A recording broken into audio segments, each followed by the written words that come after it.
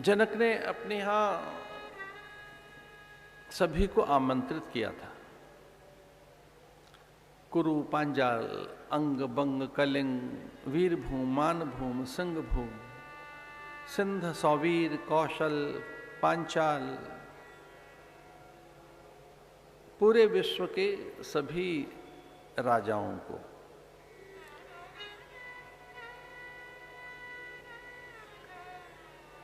कि जो हमारे यहाँ एक कठोर को दंड है, उस पर जो प्रत्यंचा चढ़ा सके, उस धनुष को उठाकर जो उस पर प्रत्यंचा चढ़ा सके, मेरी पुत्री उसे वरमाला डालेगी। सीते और मेरी पुत्री सामान्य नहीं है।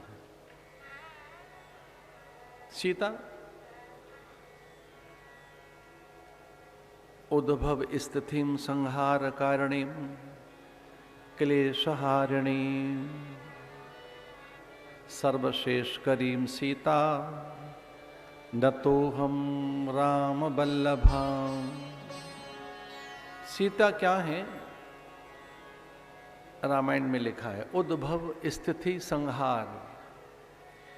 यहां जो भी उत्पत्ति है उसकी मूल कारक सत्ता है वह जगत जननी। वो सीता के रूप में आई हैं, पर वे महामायाएं, योग मायाएं हैं, वो आद्याएं, श्रेष्ठाएं, जया हैं, दिव्या हैं, प्रथमा हैं, वो श्री हैं, लक्ष्मी हैं। हिरण्यवर्णाम हरिणीम, वह स्वयं पराम्बिका जगदम्बिका हैं।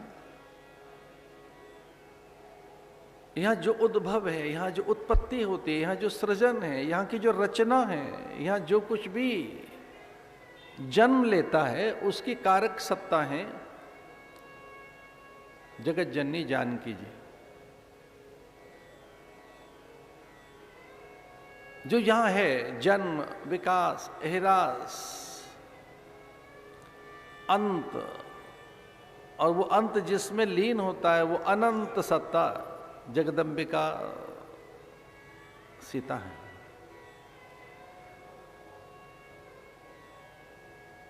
इस सृष्टि में जो हो रहा है, या जन्म होता है, या कोई चीज प्रकट होती है, उसका फिर विकास होता है, विकास के साथ ही ह्रास है, वो चीज खोने लगती है, उसका रंग रूप लावण्य।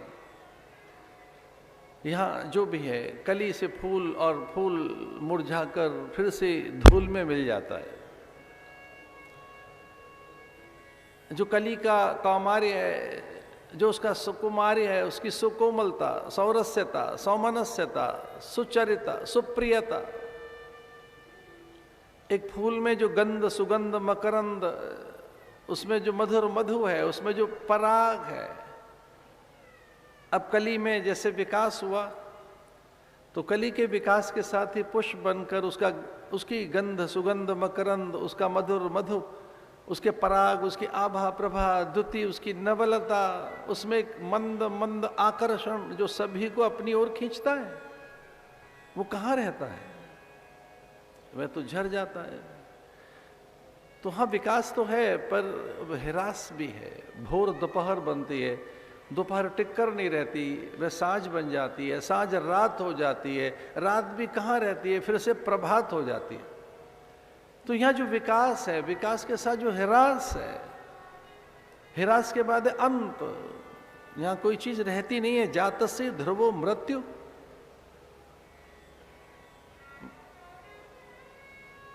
तो अंत है। जिसमें अंत लीन होता है वह अनंत है, तो अनंता है। ऐसे जगत जननी जानकी जी को धनुष उठाकर एक कोने में रखते हुए देखा था जनक ने, और वो जानते भी थे, ज्ञानी थे जनक, त्रिकालज्ञ थे, त्रिकालदर्शी थे। जनक को तीनों कालों का ज्ञान था। वो देहातीत, रूपातीत, गुणातीत, वह ब्रह्म में ब्रह्माकार वृत्ति में रहने वाले जनक जानते ही थे कि महत पुण्यों के कारण मुझे सीता मिली है, ऐसा नहीं है। मेरे किसी पुरुषार्थ का परिणाम है, मेरे सुकृत्यों की साकारता है, अथवा मेरे कई जन्मों की तपस्या का फल है, ऐसा नहीं है। सीता अनुग्रह के कारण है। सीता का अनुग्रह ही है पराम्बिका का कि वह मेरे पास आई है और एक मिष्ठान और अनेक बहुमूल्य वस्तुएं लेकर पहुंचे अयोध्या। प्रणाम किया। दशरथ ने उनका बड़ा आदर किया। अकारण आने का प्रयोजन पूछा कि इतना बड़ा समूह, उच्च सचिव जनकपुर के, अमात्यों का आना, क्षत्रप का आना, अतिरथी महारथियों का आना, स्वयं प्रधान वहां के सचिव और सेनापति आए हैं, विनय के साथ क्या समाचार लाए। बताया कि इस तरह की कठिनाई है। कौशल्या से प्रार्थना करने आए। वो अंगुष्ठ से, तर्जनी से, 2 उंगलियों से धागा बनाकर एक घड़े को बांध दें। घड़ा स्वयं बनाए मिट्टी का। एक मुहूर्त में ये सब होना चाहिए। 2 घंटे 24 मिनट के अंतर अंतर, लगभग 2.5 घंटे में वो घड़ा बने, सूत बने, निकले जल, महादेव का अभिषेक हो।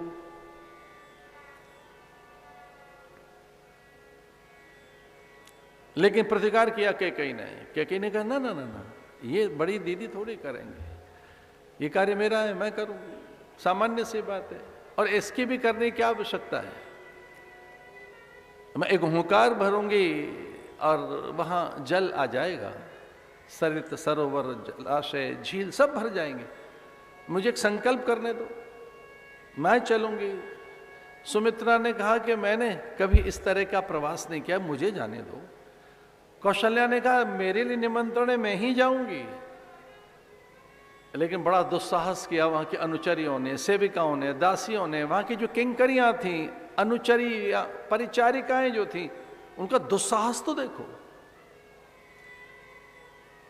वो रानियों के चरण छूकर, उनकी प्रदक्षिणा करके, विनय पूर्वक हाथ जोड़कर अनुचरियां कहने लगी कि ये अच्छा नहीं लगेगा, आप महारानी हैं, महदेवी हैं, वहां उनका पानी भरने जाएंगे आप, आदेश हमें दीजिए, हम चली जाती। वहां की दासियों का झुंड खड़ा हो गया, हम जाएंगी, हम जाएंगी। और तब कौशल्या ने एक किसी अनुचरी को बुलाया, इधर आओ। जो बहुत छोटी सी दासी थी, उसे सुंदर वस्त्र पहनाए गए। ऐसा पता ही नहीं लगा कि कौन जा रहा है, ये भ्रम हो गया कौशल्या ही जा रही है। कौशल्या ने अपने वस्त्र पहना दिए, सुंदर सी मोतियों की माला, अनेक आभूषण, और उसके माथे पर मुकुट रख दिया गया। जो पालकी आई थी, स्वर्ण पालिका, उस पालकी में दासी बिठा दी गई। पहुंची जनकपुर में, सबके सामने मिट्टी निकाली, घड़ा बनाया और 2 उंगलियों से सूत निकालकर वो एक धागा बनाकर उसने घड़े को बांधा और उसे लगा कि कहीं घड़ा टूट न जाए।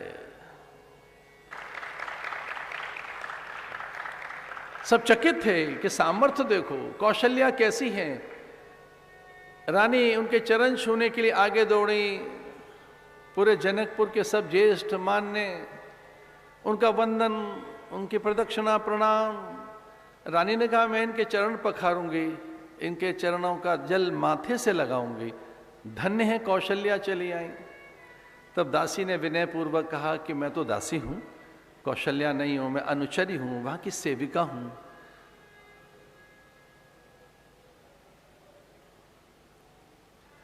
राम के नाम में इतना बल है।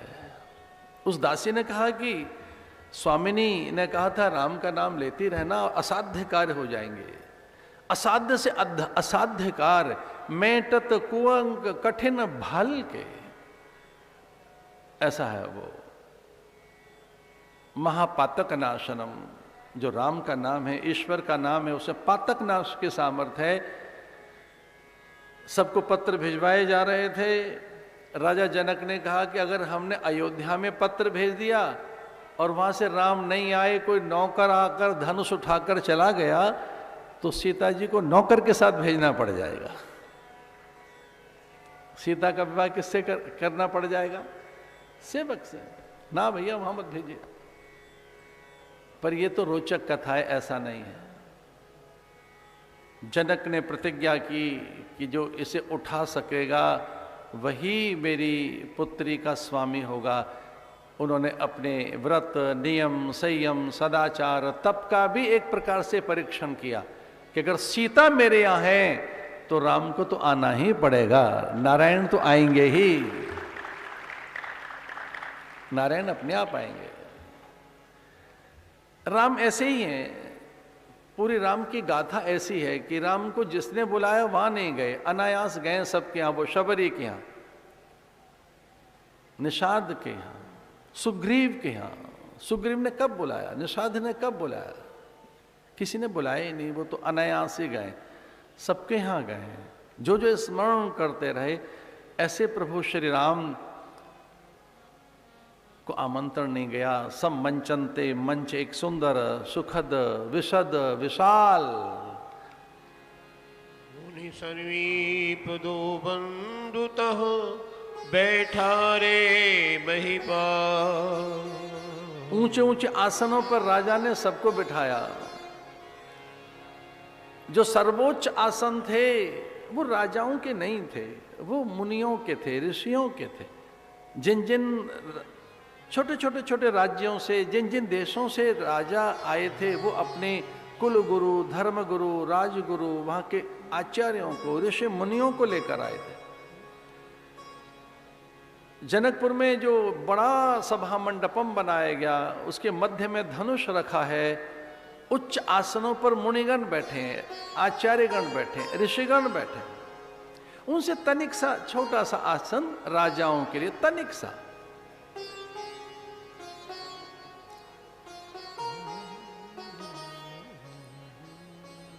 और उनसे भी थोड़ा सा नीचा आसन सचिवों का, मंत्रियों का। लेकिन एक बहुत बड़ा मंच बनाया गया। सब मंचनते, मंच एक सुंदर, सुखद, विशाल। मुनि समीप दो बंधुतः बैठा रे महिपाल। जनक गए प्रणाम करते हुए, विश्वामित्र के चरणों में शीश झुकाया और आह्वान करने लगे कि हे देव बैठिए। फिर इतना विशाल मंच किसके लिए बनाया? केवल मुनि के लिए, केवल विश्वामित्र के लिए? ना ना, राम लखन के लिए। राम का हाथ अपने हाथ में लेते हुए जनक ने तनिक सा झुकते हुए कहा कि हे देव आप भी विराजिए। अब ऐसे कैसे बिठाएं राजकुमारों को, राजा के पुत्रों को, वो भी आमंत्रित नहीं हैं, ऊंचा कैसे बिठाएं? सब राजाओं से ऊपर आसन कैसे दें? तो एक उसका बहाना लगा कि हमें अपने गुरु को ऊपर बिठाना है, और उन्हीं के साथ राम लखन बैठा दिए गए।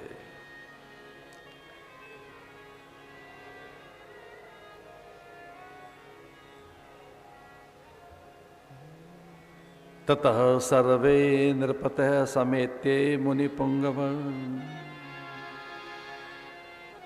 तेषां वरयतां कन्यां सर्वेषां पृथ्वीक्षताम्।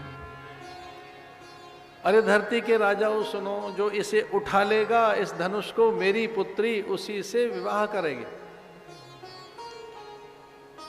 मैं आह्वान करता हूं, उठे अंग बंग कलिंग, कुरु पांचाल मगध के, सिंध सौवीर के, अंग बंग से, वीर भूम मान भूम, सिंह भूम से आए राजाएं उठे।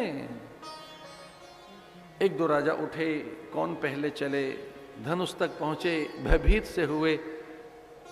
धनुष तक आकर ही निस्तेज हो गए, कुछ निशब्द हो गए, कुछ निष्प्राण हो गए, कुछ श्रीहीन हो गए, कुछ ऊर्जाहीन हो गए। किन्हीं का तेजो वलय हो गया। जैसे जैसे धनुष के निकट राजा आते, उनका तेजो वलय, सामर्थ्य, शक्ति, उनके भीतर की अतुल्य ऊर्जा शिथिल हो जाती। धनुष के निकट पहुंचते ही भयभीत से होते राजा। कुछ ने प्रयास किया, उसे हिला नहीं सके। आता तो एक दशानन भी आया था, और वह जब निकट पहुंचा, सहस्त्रबाहु भी आया था। जब वो निकट पहुंचे तो भयंकर ज्वालाएं दिखाई दी उस समय, और उस अग्नि में वो ज्वालाएं बढ़वाना लगनी, जैसे मानो वो तृतीय नेत्र का कंपन हो महादेव का, वह प्रलयाग्नि हो। जब रावण पहुंचा धनुष के पास तो भयानक अग्नि उसमें से दिखाई दी और उस अग्नि ज्वालाओं में स्मित हास के साथ राम के दर्शन हुए। रावण समझ गया था मेरा भारी अनिष्ट होगा, अमंगल हो सकता है। उसके कानों में एक भयंकर आर्तनाद सुनाई दिया। लंका चीख रही है, क्रंदन कर रही है, लंका में भारी उत्पात हो गया है, लंका में भारी को उपद्रव है, ऐसा उसके कानों में स्वर आया कि दशानन लंका शीघ्र लौटो, लंका जलकर राख हो जाएगी। अगर आपने धनुष का स्पर्श भी कर लिया तो लंका में प्रलय आ जाएगी। भयभीत होकर वहां से वो भागा था।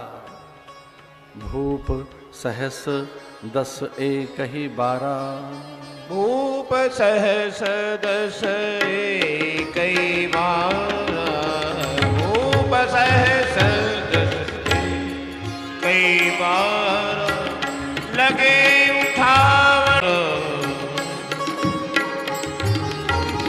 डगई न शंभु सरासन कैसे, कामी बचन सती सहज से, भूप सहस 10 1 ही 12, लगे उठावन डगई।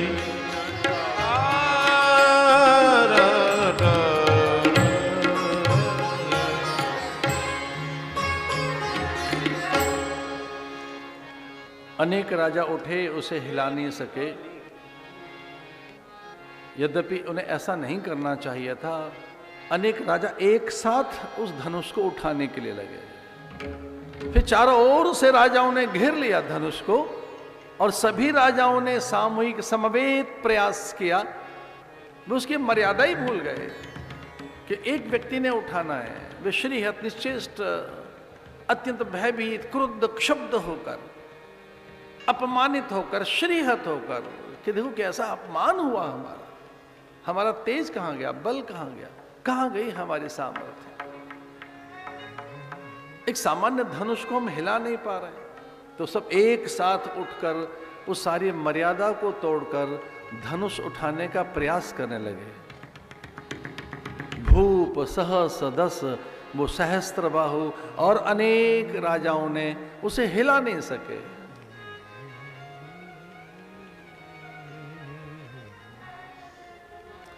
विश्वामित्र समय शुभ जानी, बोले अति स्नेह में वाणी।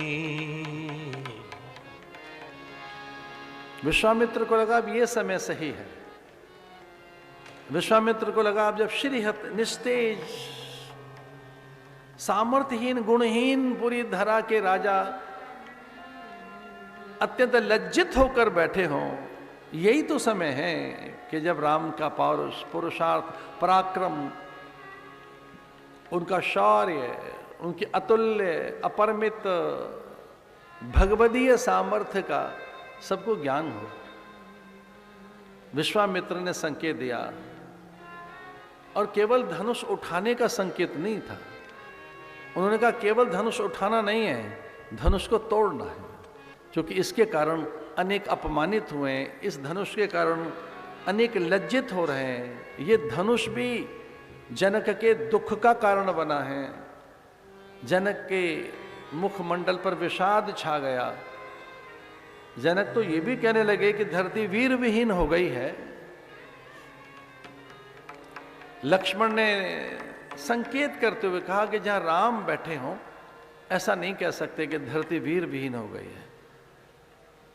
विश्वामित्र समय शुभ जानी, बोले अति स्नेह में बाणी। उठो राम, उठो राम भंजो अब चापा, उठो राम भंजो मेटहु तात जनक परिताप, मेटहु तात जनक परिताप। उठो राम भंजो भव चापा, उठो राम भंजो भव चापा। उठो राम भंजो भव चापा, मेटहु तात जनक परिताप। उठो राम भंजो चापा उठो राम भंजो। सुन गुरु बचन चरण सिर नावा, हरस विषादन कछूर आवा। उठो राम भंजो चापा।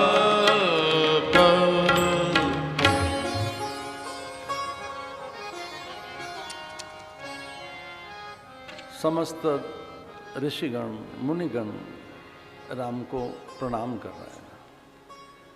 श्री राम शरणं समस्त जगतां, रामं विना का गति। रामेण प्रतिहन्यते कलिमलं, रामाय कार्यं नमः। रामात्र्यसति कालभीम भुजगौ, रामस्य सर्वं वशे। रामे भक्तिर्खण्डिता भवतु मे, रामत्वमेवाश्रय रामत्वमेवाश्रय। रामम बिना कागति। हल्का सा संकेत किया गुरुदेव ने, उठो राम भंजो भव चापा। इसे उठाना नहीं है, तोड़ डालना। राम उठे और जैसा राजा कर रहे थे वैसा नहीं किया राम ने। राम धनुष तक आए और धनुष तक पहुंचकर, वह शिव का धनुष था, उसे प्रणाम किया।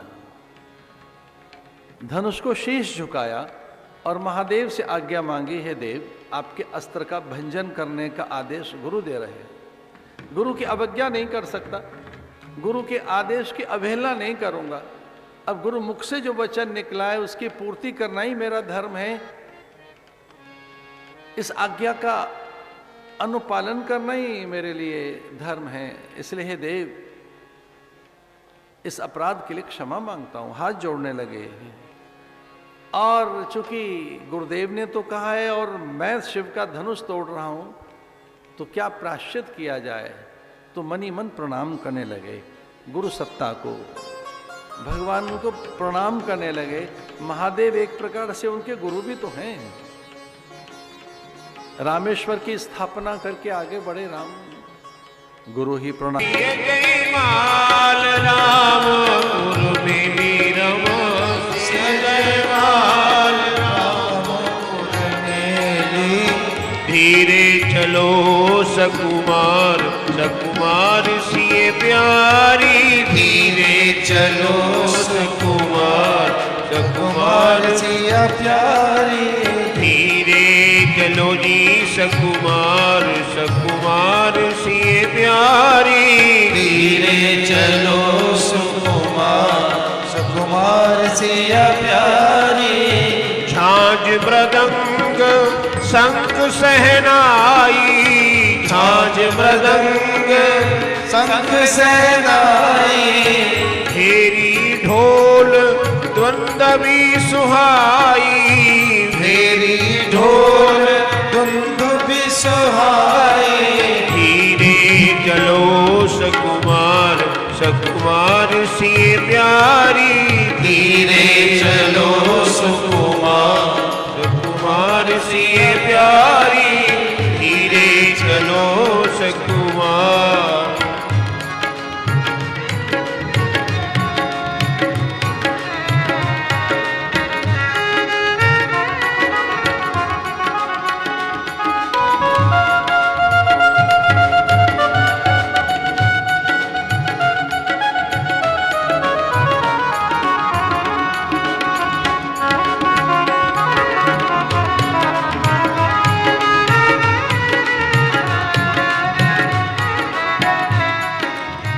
नाचहि गावे गवन विभूति, नाचहि गावे विभूत बधूति। बार बार कुसुमांजलि छूटी, बार बार कुसुमांजलि छूटी। धीरे धीरे चलो जी सकुमार, सकुमार सिए प्यारी। धीरे चलो सुकुमार, सुकुमार सिया प्यारी। धीरे चलो सकुमार।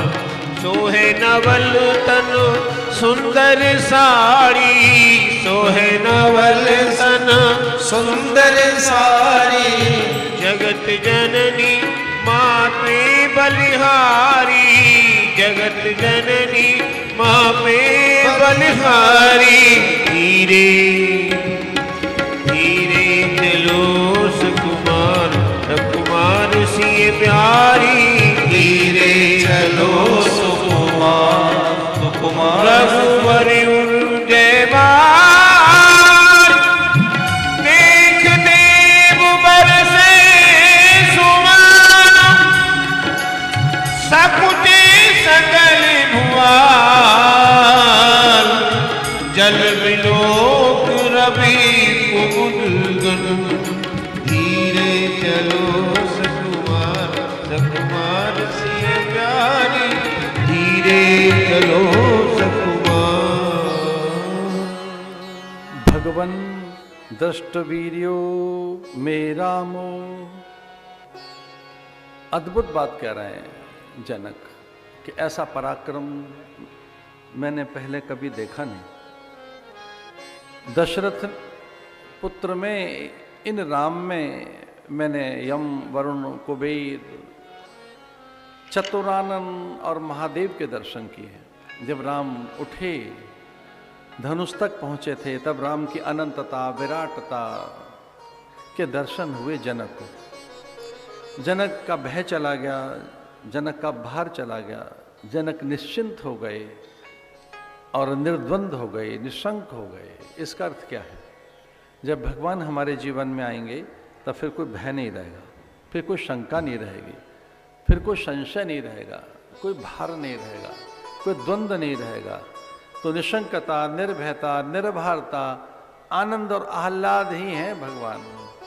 ऐसे भगवत दर्शन कर जनक निश्चिंत हुए। सीता जी ने प्रभु के गले में जय माला डालने का यत्न किया।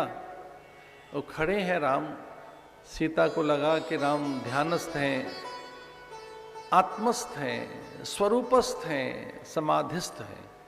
राम सहसा शांत खड़े हैं।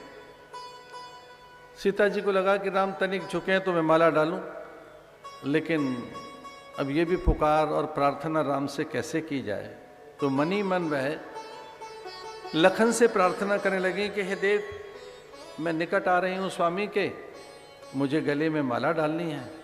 राम ध्यानस्थ हैं, स्वरूपस्थ हैं, आत्मस्थ हैं, शांत, निर्वैद्य और अत्यंत आनंद अनुराग में समाधिस्थ हैं। राम शांत खड़े हैं, लेकिन ये प्रार्थना उन्होंने राम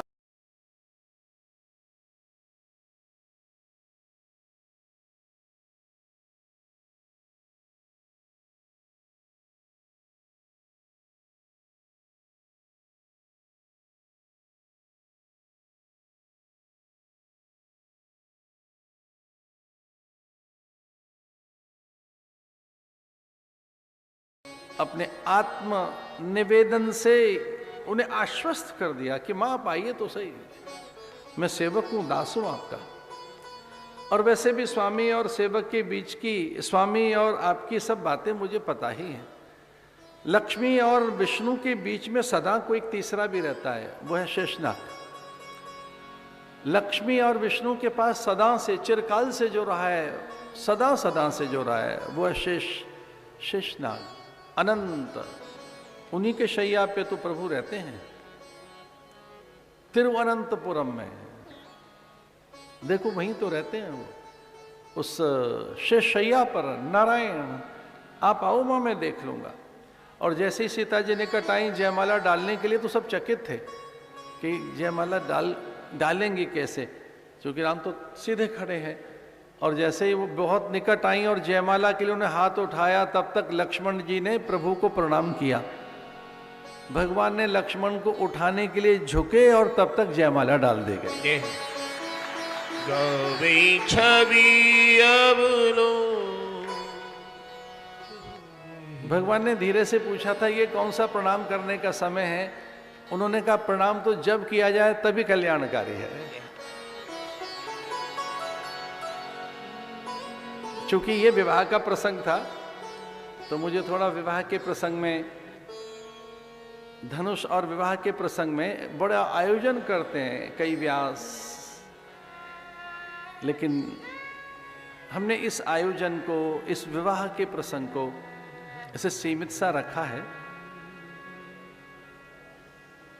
बड़ा अद्भुत प्रसंग है। जनकेन समादिष्टा दूतस्थे क्लांत वाहना। थक मत जाना, पर जल्दी पहुंचना। वायु वेग से तो हमारे पास अश्व है नहीं कि वायु वेग के साथ पहुंच सकें, पर उसी गति से जाना। जाओ, दूतों से कहा अवधपुरी जाओ। दशरथ को आमंत्रित करो, उनके चरणों में मेरा पत्र दे देना। मैं जानता हूं कि बहुत दूर है, आप थक जाएंगे, लेकिन चलते रहना। उन्होंने ये नहीं कहा कि आप थक जाएंगे तो थोड़ा विश्राम कर लेना। विनय कर रहे हैं जनक कि हाँ मैं जानता हूं आप थक जाएंगे, बहुत दूर है अयोध्या, लेकिन जल्दी जाना। मैं जानता हूं आप वायु वेग से भी नहीं पहुंच पाएंगे, पवन से भी अधिक कैसे तेज जाओगे, पर उसी वेग से जाना। इसका अर्थ है निरंतर चलते हुए ये समाचार पहुंचाइए। दूत वहां पहुंचे पत्र लेकर। दशरथ बड़े प्रहर्षित हैं, आनंदित हैं। मंगलाचरण होने लगा। रहा नहीं गया कि कैसे रत्न के कोष खोल दिए, और न जाने के को हुआ क्या। वो वैदूर्य, पन्ना, पुखराज, मूंगे, माणिक के लुटाने लगी।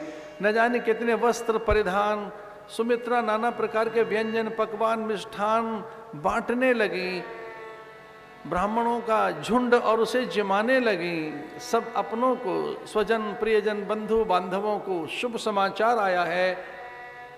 अब तो दशरथ ने प्रार्थना की अपने गुरुदेव से कि सदाई आप आगे रहे हैं, इसलिए सबसे आगे जिनका रथ रहेगा, बताया कि किनका रथ रहेगा आगे। वो बहुत ही सुंदर एक प्रसंग है।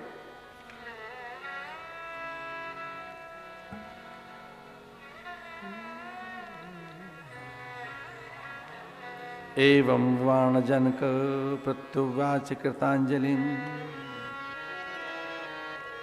जनक ने हाथ जोड़कर कहा था कि वो अकेले ना आए, सबको साथ लाए। सबसे पहले रथ रखा गया वशिष्ठ का,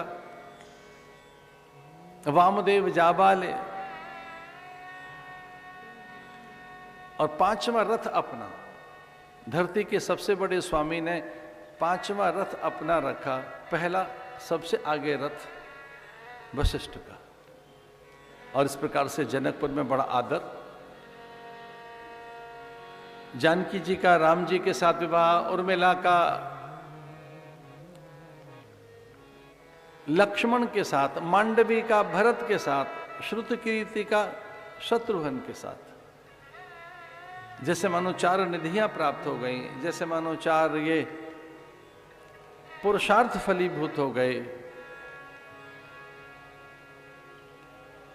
1 मास तक बारात वहां रही।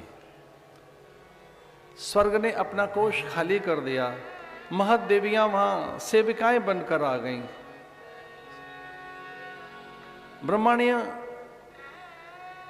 ब्राह्मणियों के झुंड में, पार्वती ऋषिकाओं के झुंड में, जैसे मानो वैकुंठ से संपूर्ण शक्तियां उतर आई धरती पर। जनक का अपार वैभव देखकर सब चकित थे। इंद्र को प्रार्थना की जनक ने कि आपका कोई आभूषण, वस्त्र, सहयोग, एक भी स्वर्ण मुद्रा, इतना सा भी उपहार नहीं चाहिए। मेरे संकल्प से यहां सारी सृष्टि नई बन सकती है। आप चकित नहीं होना। लगभग 900 हाथियों पर इतने आभूषण भेजे, वस्त्र, नाना प्रकार के दिव्य उपहार, कि अभी बारात आई नहीं है कि मणि पर्वत बन गया। अयोध्या में एक मणि पर्वत है। जो अयोध्या गए हैं, अब तो भगवान की बड़ी कृपा रही है। ये कैसे पुण्य जगह भारत के, यहाँ की शासन व्यवस्था कैसी आई। एक अद्भुत शासन व्यवस्था यहाँ की। यहाँ के शासकों ने अपने पुण्यों से, मैं तो कहूँगा कि वर्तमान शासक हमारे वर्तमान आदरणीय प्रधानमंत्री जी न केवल एक कुशल शासक हैं, अद्भुत प्रशासक हैं, और वो एक विलक्षण उपासक भी है। जो अकल्पनीय चीजें थी वो हुई। राजा जनक ने कहा कि मेरे संकल्प से सब कार्य सिद्ध हो जाएंगे, वैसे ही इस युग में भी कुछ अकल्पनीय चीजें हुई हैं। कथा के मध्य में अगर ये कहूं कि आदरणीय महामहिम श्रद्धेय राम कोविंद जी के माध्यम से जिस प्रकार से कश्मीर में धारा 370 का विलोपन हुआ, किस ढंग से राम मंदिर की प्रतिष्ठा प्रशस्त हुई, ये शासक के पुण्य, शासक के संकल्प, ये शासक की सद्वृत्ति, सत्कर्म, शुभ कर्मों का भी परिणाम रहता है। जहाँ प्रजाजन, मुनिजनों का समवेत कोई एक प्रयास, सामूहिक कोई बल, पर इसमें शासक की इच्छा शक्ति भी रहती है, दृढ़ इच्छा शक्ति, उनका संकल्प भी रहता है।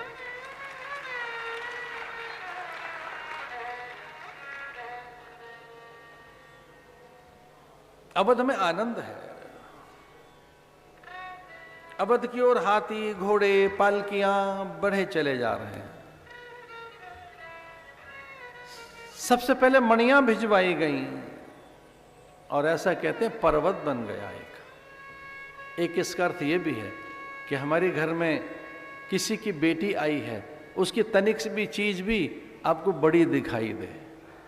एक छोटा सा फूल लाई, आपको लगे कि बाग लेकर आई है, बगीचा ले आई है।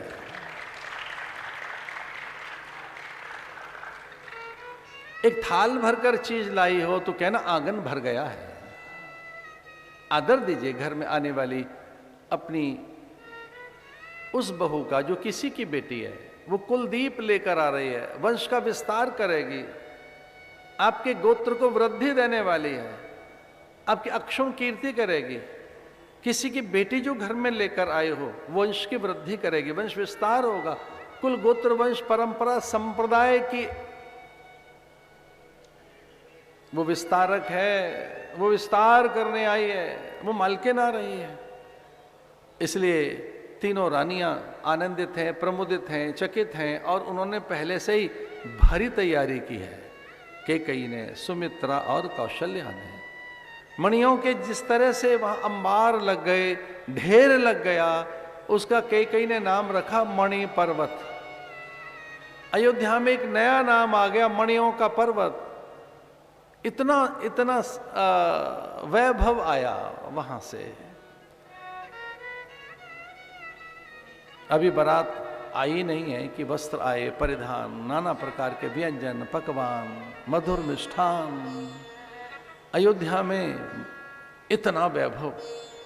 यद्यपि अयोध्या में कनक भवन, यद्यपि अयोध्या में मणियों के आंगन, यद्यपि अयोध्या न जीती जा सके, अष्ट चक्र नवद्वारा देवानाम प्रयोध्या, उसी अयोध्या का शासक रहा है दिलीप, अंशुमान, भगीरथ। उसी अयोध्या का शासक रहा है राजा हरिश्चंद्र, खटवांग। उसी अयोध्या के शासक दशरथ और उनके कुमार घर में लक्ष्मियां लेकर आ रहे हैं। अयोध्या की ओर बढ़ रही है बारात। रानी या कैकेयी, सुमित्रा और कौशल्या से वो आंगन से भी आगे निकलकर और द्वार पर खड़ी हो गई। पहले जो पालकी आई वो सीता जी की आई।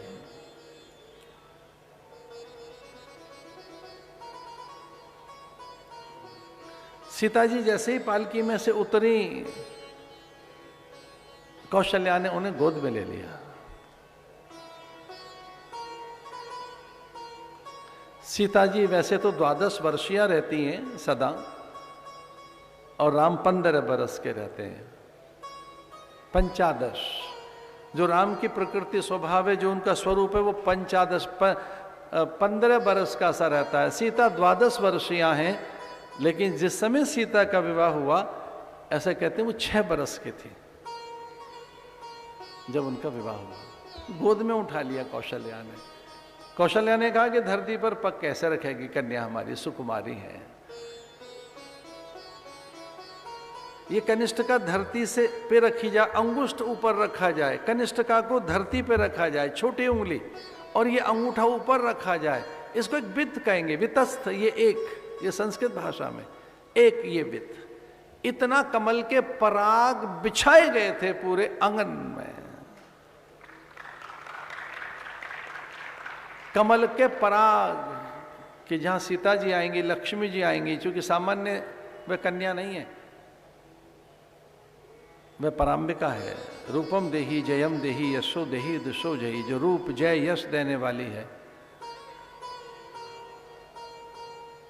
जो देवताओं द्वारा पूजित है। जय तुम देवी चामुंडे, जय भूतारिति हारिणी, जय सर्वगते देवी, वो पराम्बिका आ रही है, जगदम्बिका है। जयंती मंगला काली, भद्रकाली, कपालिनी, उन्हीं में समग्र देवियां रहती हैं, सामान्य नहीं है वो। हिरण्यवर्णाम हरिणीम, वो सामान्य नहीं, स्वयं लक्ष्मी आ रही हैं। तो एक वित्त, एक लगभग इतना कमल का पराग डाला गया उनके आदर के लिए। अब कैकेयी ने उन्हें उठा लिया और एक सुंदर से आसन पर बिठाकर, एक सुंदर सी चौकी पर बिठाकर आरती करने लगी अपनी बहू की, उसके अनिष्ट की निवृत्ति के लिए, अमंगल न रहे, कोई उपद्रव न रहे, इनका मुख म्लान न हो, इन्हें कभी थकान न हो। घर में हमारे यहां लक्ष्मी आ रही है, ये चिंतित न हो, दुखित न हो, किसी तरह से पीड़ित न हो, किसी तरह से ये इसका मन असहज न हो, ये शांत रहें, प्रशांत रहें, आनंद में रहें, आमोद प्रमोद में रहें। इसलिए वो शुभ शगुन करने लगी और धीरे से दशरथ ने कौशल्या को संकेत किए कि मेरा कुछ मन है देने का। कौशल्या की ओर ऐसे हाथ पसार कर दशरथ ऐसे कहने लगे कि पहला मैं मुंह देखूंगा बहू का, यद्यपि पुत्रवधू का मुख नहीं देखना चाहिए, लेकिन मैंने मस्तक देखना है। यद्यपि मस्तक भी नहीं देख सकते, मुकुट देखना है। यद्यपि पुत्रवधू को नहीं देखा जाता, पर मेरा मन कर रहा है कि एक मैं ऐसे ही एक दृष्टि डालकर कुछ दूं इन्हें।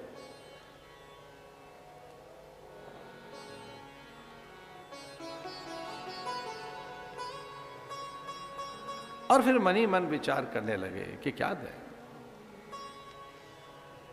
और फिर वो मन का विचार उन्होंने कौशल्या को बोल दिया कि कौशल्या, जो मैंने देना था मेरी ओर से आप ही दे दीजिए, क्योंकि ऐसा भी विचार उचित नहीं है।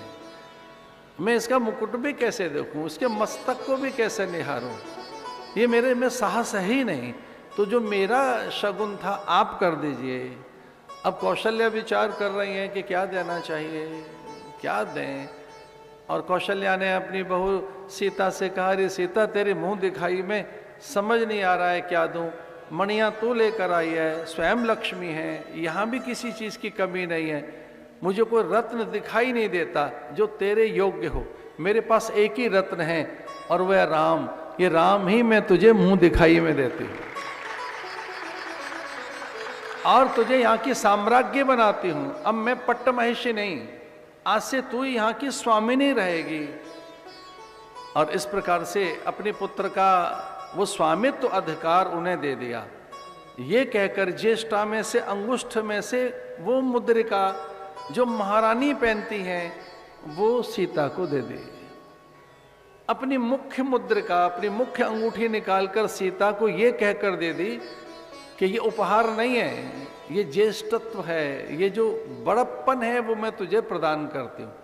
अब हम न्यून हो गई हैं, अब हम छोटी हो गई हैं, तू महान और तू ही ज्येष्ठ रहेगी, लेकिन मैं अपने पुत्र को ही तुझे मुंह दिखाई में देती हूँ। मेरा पुत्र ही इस योग्य है, इस जैसा कोई नहीं। दशरथ ने कैकेयी की ओर देखा, इन्होंने तो राम दे दिए, आप क्या दोगी? तो उन्होंने कहा कि हम आपको भी विस्मित करेंगे, आपको भी हम चकित कर देंगे। एक सुंदर सा आश्चर्य आपके लिए भी है, उसको अंगल भाषा में सरप्राइज कहते हैं। कैकेयी ने कहा एक आश्चर्य आपके लिए भी है, एक बहुत सुंदर वस्तु मैंने इसे दी है, मैंने अपनी प्रकृति के हिसाब से इसके लिए एक उपहार रखा है। और सीता से कहा, देख उस झरोके में से झांक कर क्या दिखाई देता है? एक बहुत बड़ा महल। सीता जी हमारे महलों में रहेंगे, सीता जी हमारे साथ रहेंगे, हम गृहस्थ हैं। सीता लक्ष्मी है, राम ब्रह्म है। अब लक्ष्मी आ गई है, हम गृहस्थियों के बीच में रहेगी, हम सामान्य नागरिकों के बीच में रहेगी। इसलिए कभी भी सीता उस महल में नहीं रही जिसमें राजा रानी रहते रहे। तो सीता के लिए कैकेयी ने कनक भवन बनवाया, सोने का महल बनवाया। इधर बारात गई अयोध्या से जनकपुर में, और कैकेयी ने आदेश दिया इंद्र को, विश्वकर्मा को, कहा अगर मेरे पुण्य इतने हैं तो ये जब तक बारात आए ये कनक भवन बन जाना चाहिए। सीता के लिए विशाल एक भवन बनाया गया, और वो कनक भवन सीता जी को भेंट में दिया कैकेयी ने। दशरथ ने देखा सुमित्रा की ओर, उन्होंने तो राम दे दिए उपहार में, सीता ने कनक भवन दिया है, आप क्या देंगे? तो उन्होंने कहा, हाँ मेरे पास भी एक चीज है। लक्ष्मण का हाथ लेकर सीता के चरणों की ओर झुकाते हुए कहा कि आज से मैं अपने माता के अधिकार वापस लेती हूं, अब मैं तेरी मां नहीं हूं, पुत्र के रूप में सीता को तुझे सौंपती हूं।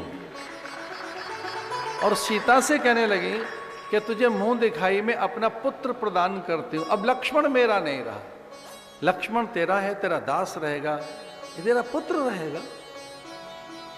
और ऐसी मांडवी के लिए अपना दूसरा बेटा, मांडवी माने घर की दूसरी बहू, सीता के बाद जो बड़ी है घर में वो मांडवी है, भरत की पत्नी। तो भरत की पत्नी के चरणों में रिपुदमन को बैठा दिया, रिपुदमन की पत्नी श्रुति कीर्ति को। मांडवी के चरणों में लक्ष्मण बैठा दिए गए, और उर्मिला को भी कह दिया गया कि तुम दासी रहोगी। घर में रानियां आ रही हैं और उनकी महत देवियां उन्हें दासी बना रही हैं, ये कहकर आप इन्हीं की सेवा में रहेंगे। ये भैया अयोध्या है। तुलसीदास जी लिखते हैं, जब ते राम ब्याह घर आए, नित नव मंगल मोद बधाए। जब ते राम ब्याह घर आए, नित नव मंगल मोद बधाए। आमोद विनोद प्रमोद उल्लास आ गया। सीता के विविध संस्कार किए जा रहे हैं। उर्मिला, श्रुत कीर्ति और मांडवी के एक पक्ष तक नित्य उत्सव होने लगे। कल्याणोत्सव, महोत्सव, रसोत्सव, मंगलोत्सव, नाना प्रकार के वाद्य, नाना प्रकार के उत्सवों में एक दूसरे को दान उपहार, और घर में जैसे मानो सीता नहीं आई है, लक्ष्मी आई हैं। अपार वैभव आ गया अयोध्या में। भुवनि चारि दिस भूधर भारी, भुवनि चारि दिस भूधर भारी। सुकृति में बरसे जलवारी, सुकृत में रिद्धि सिद्धि संपत्ति नदी सुहाई, रिद्धि सिद्धि संपत्ति नदी सुहाई। उमग अमुद अंबर कुमारी, उमग अवध अमुद कुमारी। जब तेरा ब्याही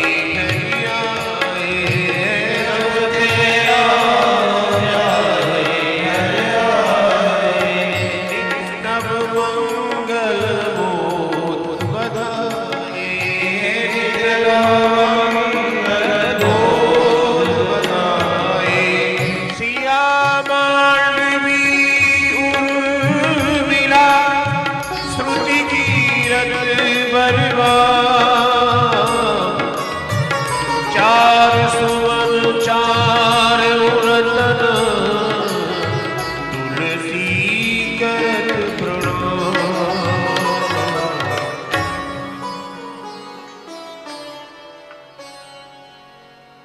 अयोध्या कांड आरंभ होता है। कुंभ में हमने ये प्रतिज्ञा की थी कि ग्रंथ के आधार से ही चलेंगे।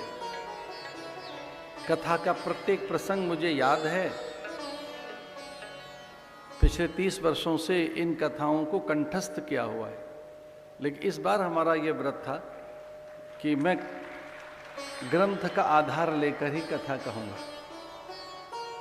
ग्रंथ के आधार में जो ग्रंथ कहेगा वैसे चलेंगे।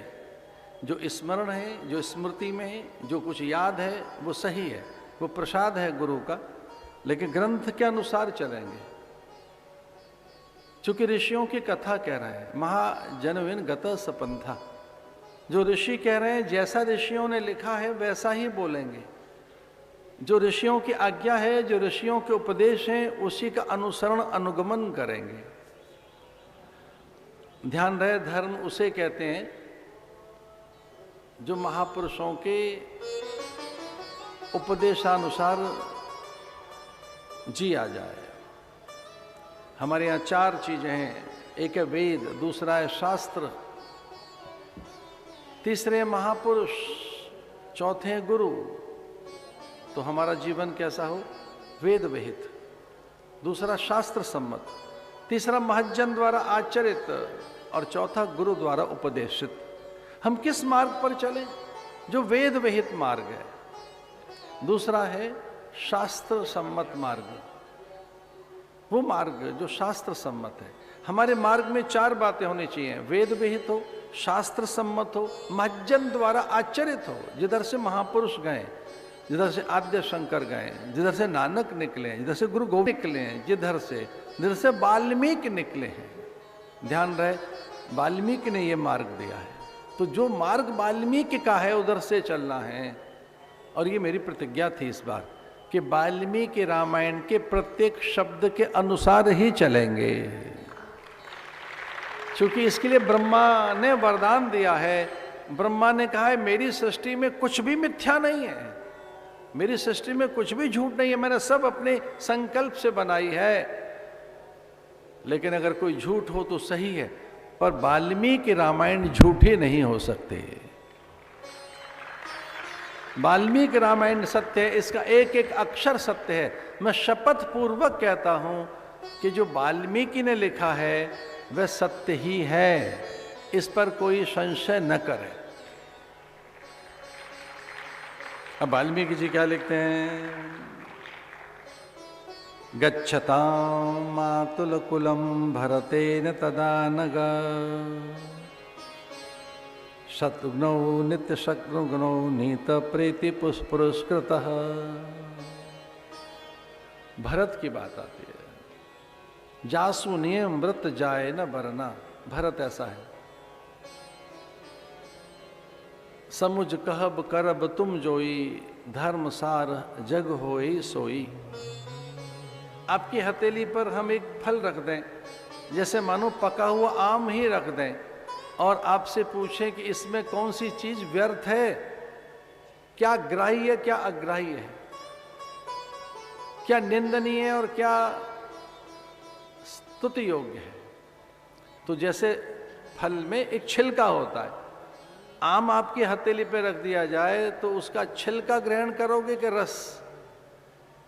तो छिलका उतार कर उसका रस लेंगे और गुठली भी चूस कर रख देंगे। लेकिन कुछ लोग ये कहें कि छिलका क्यों है आम में? छिलका तो व्यर्थ है, छिलके की आवश्यकता ही नहीं है, पर रस की रक्षा करता है छिलका। जो उसका आवरण है वही रस का रक्षण करता है और गुठली उसका संवर्धन करती है। तो फल में जो गुठली है वो संवर्धन के लिए है और जो छिलका है वो रक्षण के लिए है। वैसे हमारे जीवन में कुछ चीजें ऐसी हैं जो चिन्ह हैं, जो धर्म की रक्षा के लिए हैं। तिलक धर्म की रक्षा के लिए, ये वस्त्र धर्म की रक्षा के लिए, जो उपवास है, जो नियम है, व्रत है, वो धर्म की रक्षा के लिए। वही धर्म है ऐसा नहीं है, पर उनसे धर्म की रक्षा होती है। भरत के जीवन में कोई चीज व्यर्थ नहीं है, ऐसा गुरुदेव कहते हैं। उन्हें मातुल कुल से आमंत्रण आया और वो मामा के यहाँ चले गए। भरी सभा में राजा जनक दशरथ ने अपने प्रधान मंत्री सुमंत्र से कहा, मुझे दर्पण चाहिए, मुझे दर्पण देखना है। तो भरी सभा में दर्पण मंगवाया गया और राजा दर्पण देखने लगे और कहने लगे, श्रवण समीप भय सित केशा। अरे सुमंत्र देखो तो सही, अपने जनपद के श्रेष्ठ अनेक जनपदों के अधिकारियों से कहने लगे, देखो मेरे बाल श्वेत हो गए, अब मेरी वृद्धावस्था आ गई है, मुझे उतना अच्छा दिखाई भी नहीं देता है, अब उतना मैं कानों से सुन भी नहीं पाता हूँ, मुकुट भी मैं सीधा रखना चाहूँ तो ये भी कई बार सीधा रखने में मुझे कठिनाई होती है। 10,000 वर्षों से मैं शासन कर रहा हूँ, जो पांचे मत लागई नीका, करऊं हर्ष ही रामई टीका। अगर आप चाहें तो मैं ये राज्यभार राम को सौंप दूं। जो ये 5 लोग कहें, 5 कौन कौन से? जो वेदज्ञ हैं, जो वेद मूर्ति हैं, वेद क्या कहता है, जिन्हें शास्त्र पढ़े हैं वो शास्त्रज्ञ मुझे बताएं। और तीसरा, एक अद्भुत बात है, लोकमत। एक है वेद मत, एक है शास्त्र मत, एक है लोकमत। लोक क्या कहता है, एक है नृप मत, राजनीति क्या कहती है। तो अपने अमात्यों से, श्रेष्ठियों से, उच्च पदस्थ अधिकारियों से, मंत्री परिषद से सबको बिठाकर कहा कि मैं राम को राज्य दे दूं क्या। तो समूची मंत्री परिषद ने साधु साधु कहकर और तुमुल घोष किया, घंट सहनाई बजने लगी, राजा को साधु साधु कहकर सब आशीर्वाद देने लगे। और चौथा एक अद्भुत है, एक है लोकमत। लोक क्या कह रहा है, तो लोक में जितने वहां जनप्रतिनिधि थे सब प्रसन्न हो गए। शास्त्र क्या कहता है, विद्वानों से पूछा, वैदिक ब्राह्मणों से पूछा।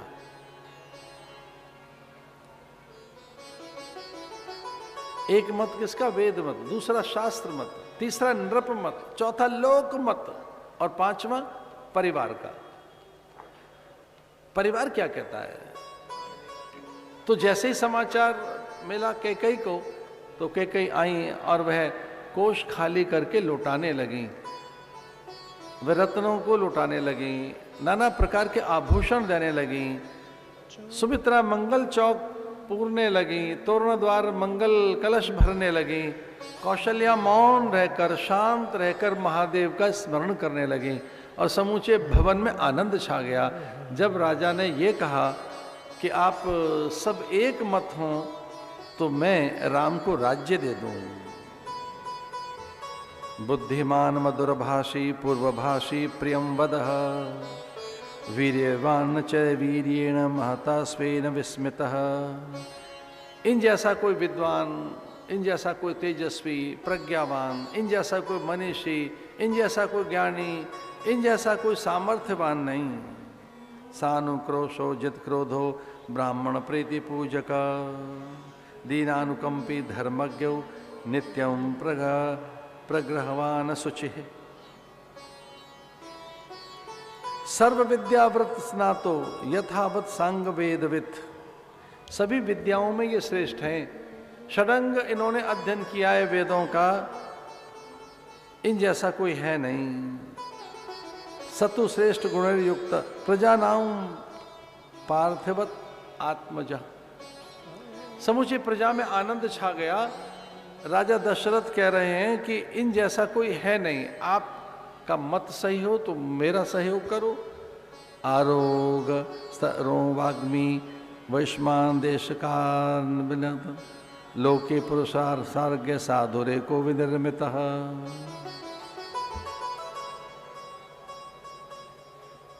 पूरी अयोध्या में आनंद छा गया। राजा जनक ने पहले वेद मत लिया वैदिक विद्वानों का, दूसरा शास्त्र मत लिया, तीसरा नृप मत लिया अपने मंत्री पद परिषद और सचिवों से पूछा। चौथा लोकमत,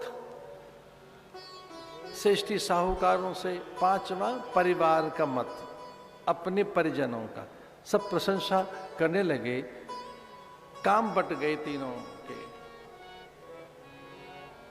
कई ने कहा मैं दान दूंगी सबको, इसलिए अयोध्या के सभी वर्गों को बुलाया जाए आज अहोरात्र दिन में, और जब तक ये राजा न बन जाए मैं दान दूंगी, तो मुझे दान की सेवा में रहने दीजिए। सुमित्रा ने कहा मैं भवन को सज्जित करूंगी, तोरण द्वार, मंगल कलश, रंगोली, अल्पना, भित्ति चित्र, उत्सव क्या हो, कहाँ कैसे आसन लगेंगे, किस प्रकार से ये राज्याभिषेक होगा, उसकी तैयारी मैं करूंगी।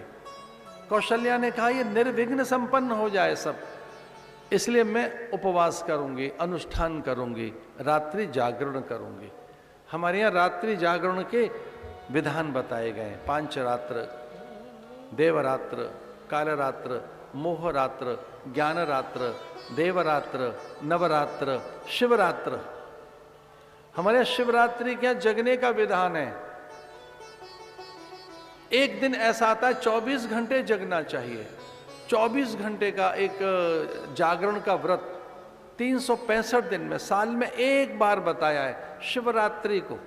जो शिवरात्रि है उसमें रात्रि शयन नहीं होना चाहिए, तो जो असंगति है वो ठीक हो जाती है। जो डिसऑर्डर है, जिनको इंसोमिया है, अनिद्रा का जिनको रोग है, अवसाद है, चिंता, जिनमें भय रहती है, जो प्राय मलिन रहते हैं, नकारात्मक विचारों से घिरे रहते हैं, जिनमें प्राय संशय रहते हैं, जिनका चित्त अशांत रहता है, उनके लिए व्रत बताया है कि भी महादेव का जप करें, अहोरात्र, रात्रि में जागरण करें, तो उनकी अनिद्रा, भय, चिंता, वो जो द्रव्य हैं, जो उस प्रकार का जो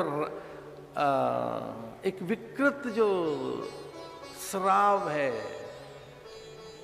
विकृत श्राव, वो जो फ्लूइड है, वो उस प्रकार के जो केमिकल्स हैं, क्योंकि केमिकल इम्बैलेंसिंग होंगे तभी ये मानसिक रोग आते हैं।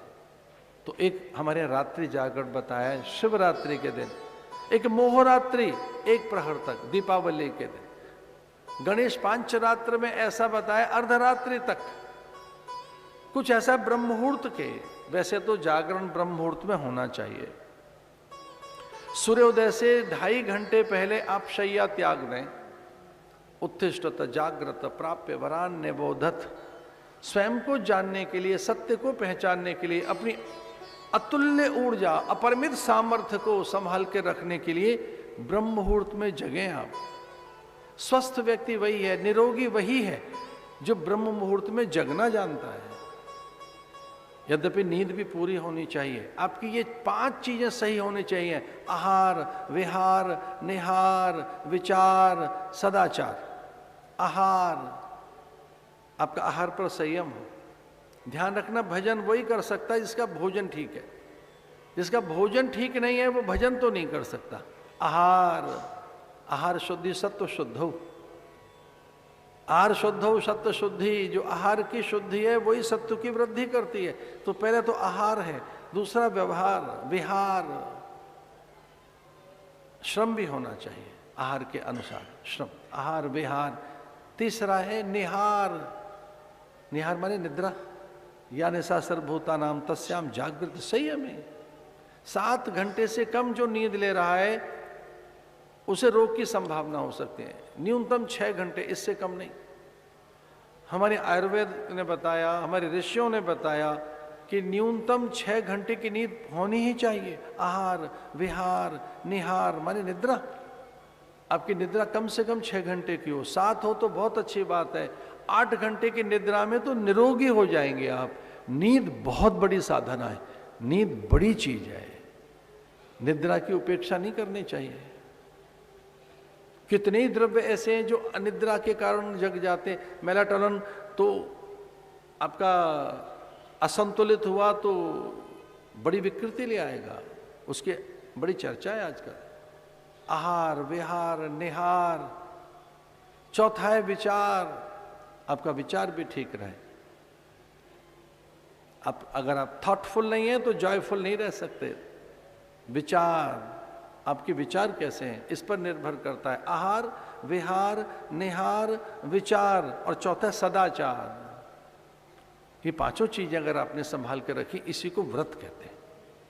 इसलिए आहार का व्रत क्या हो, विहार का व्रत कैसा हो, निहार कितना हो, इनको व्रत कहेंगे। अनुबंध रहेंगे, अपने प्रति प्रतिबद्ध रहिए आहार, विहार, निहार, विचार और सदाचार के लिए। नैतिकता नहीं है तो क्या सिद्धि जीवन में आएगी।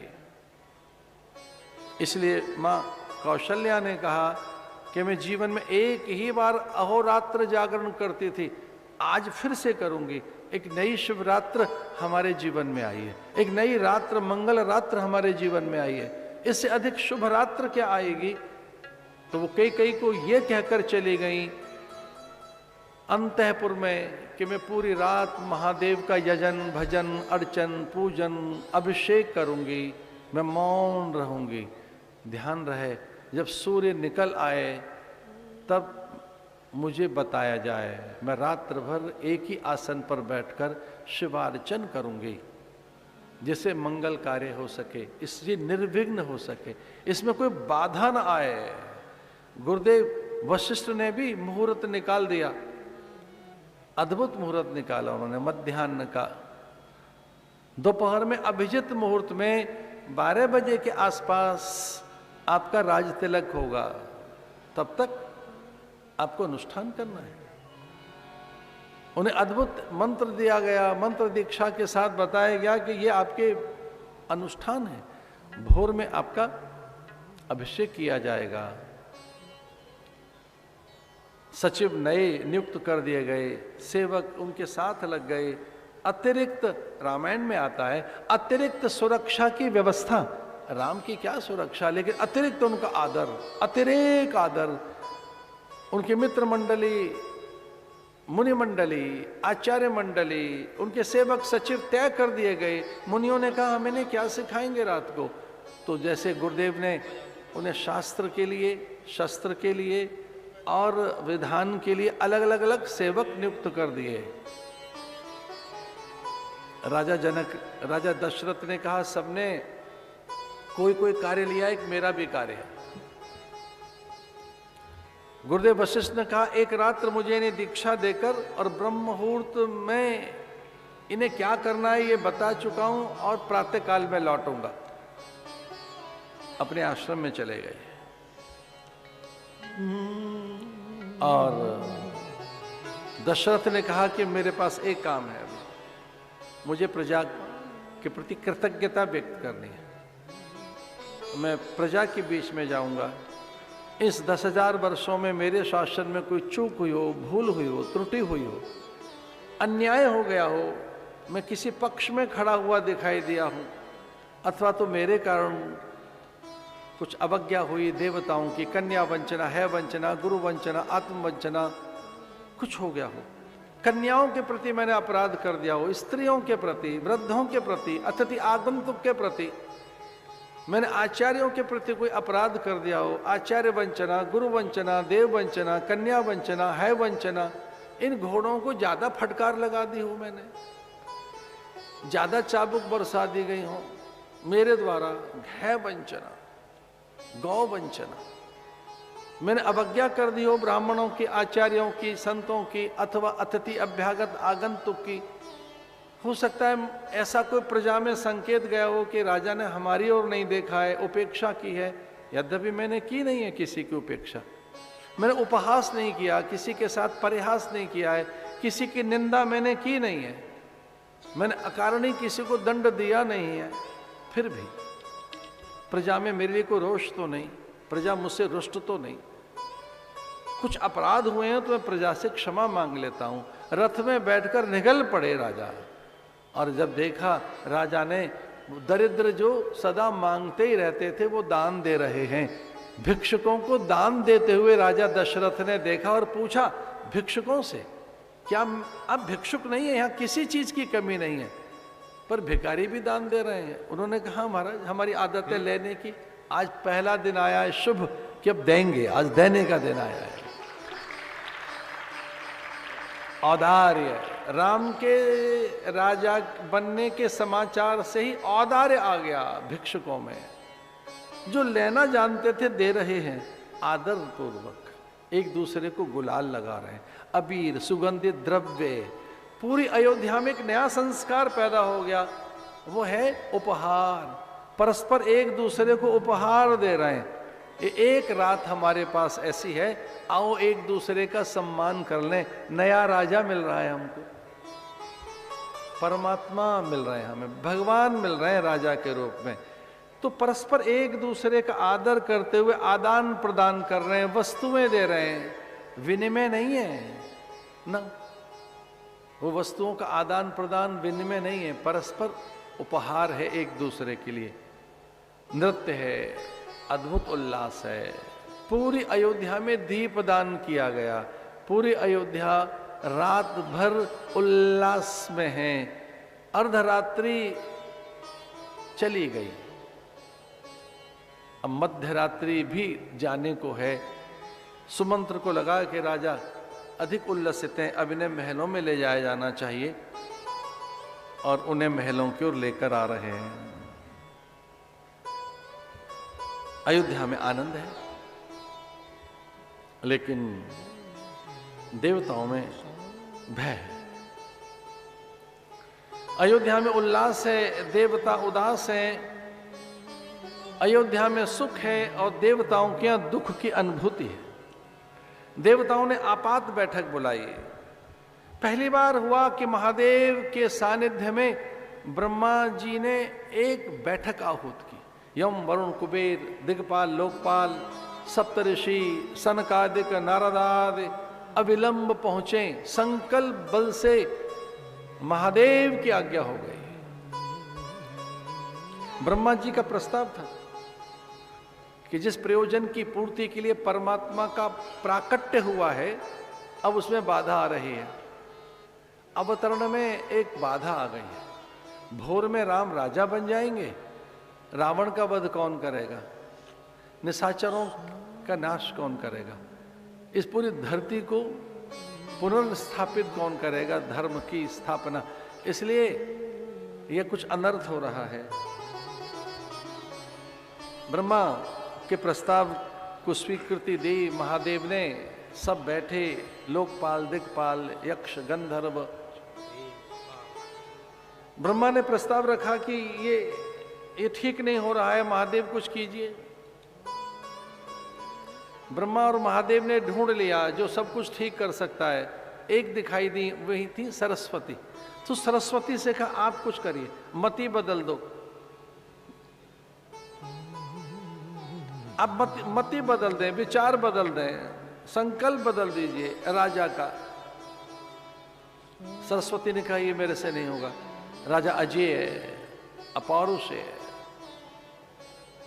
राजा अत्यंत सभ्य है और जितेंद्रिय है, मैं वहां पहुंच नहीं पाऊंगी। कौशल्या सुमित्रा कैकेयी तक कोई विपर्य मेरे द्वारा होगा नहीं। लेकिन देखिए देवता क्या करने लगे। रामायण में एक चौपाई आती है, सभी देवता सरस्वती के चरणों में शीश झुकाने लगे। सादर बोल बिनई सुर करही, सारद बोल बिनई सुर करही, बार बार पायल परही, बार बार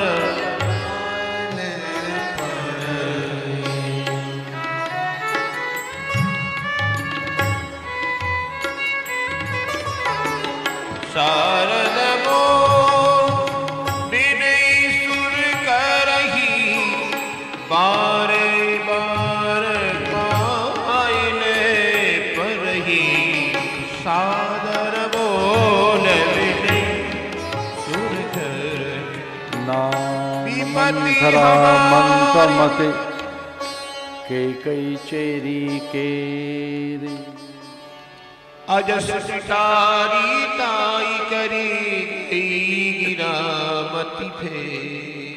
नाम मंथरा मंदमति कैकेयी चेरी केरी, अजस पिटारी ताई कर गई गिरामती फे।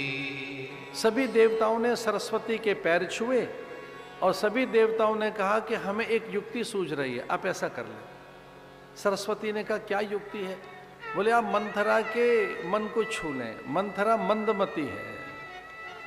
ज्ञातिदासी यतो जाता के कैया तो सहोषता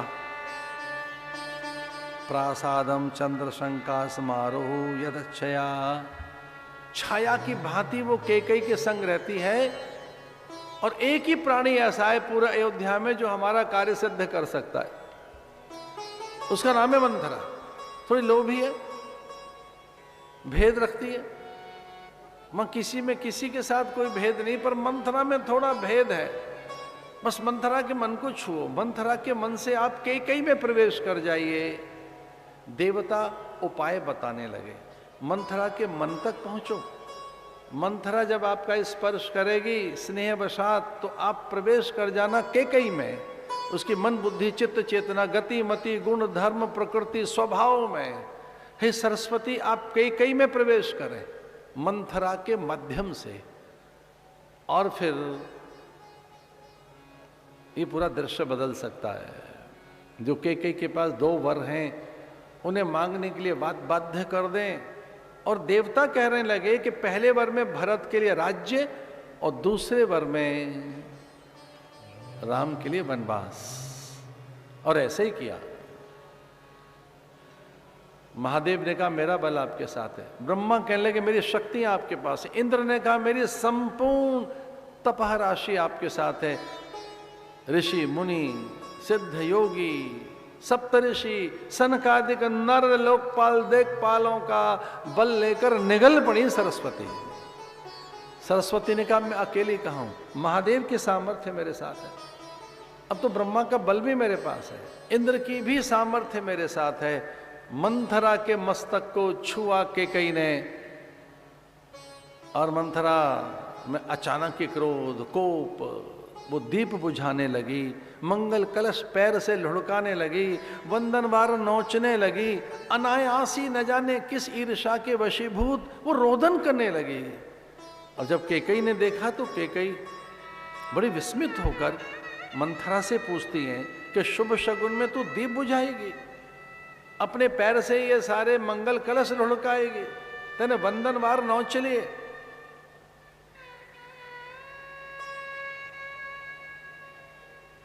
पहली बार तो ऐसा लगा कि कोई उन्माद नहीं हो गई है, इसे आवेश आया है,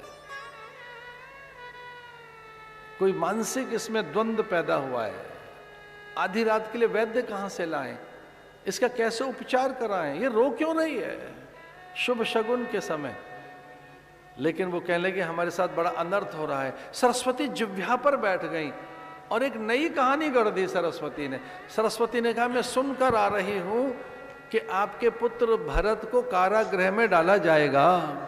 कद्रुई बिनते दीन दुख तुम ही कौशला देव, भरत बंदी गृह से वही लखन राम के नैव।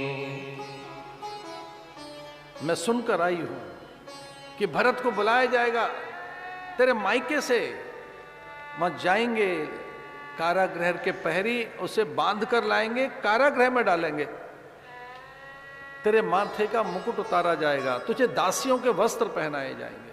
ये जो मोतियों की माला पहन रखी है तो महाराजी साम्राज्ञी समझती है, दासी बन के पंक्ति में खड़ी होगी। मैं सुनकर आ रही हूं, पूरा कुचक्र रच लिया गया है। मैं झूठ बोलूंगी, मिथ्या बोलूंगी, मैं तेरी मां जैसी हूं। कि को विश्वास नहीं हुआ कि ये बोल क्या रही है। कि को लगा कि मैं एक बार इसे स्पर्श करके इसकी औषधि कराती हूं, इसे जल पिलाती हूं, लेकिन वो तो अपशब्द बोले जा रही है, दशरथ के लिए भी, राम के लिए भी, कौशल्या के लिए भी।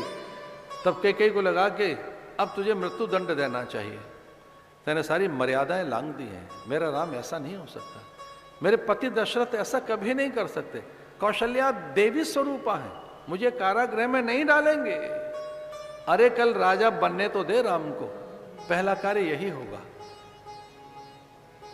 सरस्वती पहुंच गई मंथरा के मन से कैकेयी के मन में, कहने लगी मंथरा 2 वर हैं उन्हें मांग लीजिए। न जाने कैसा प्रहार किया देवताओं ने कैकेयी को अपने आवेश में ले लिया। सुन मंथरा बात फुर तोरी, दाहिनी आंख नित फरकत मोरी।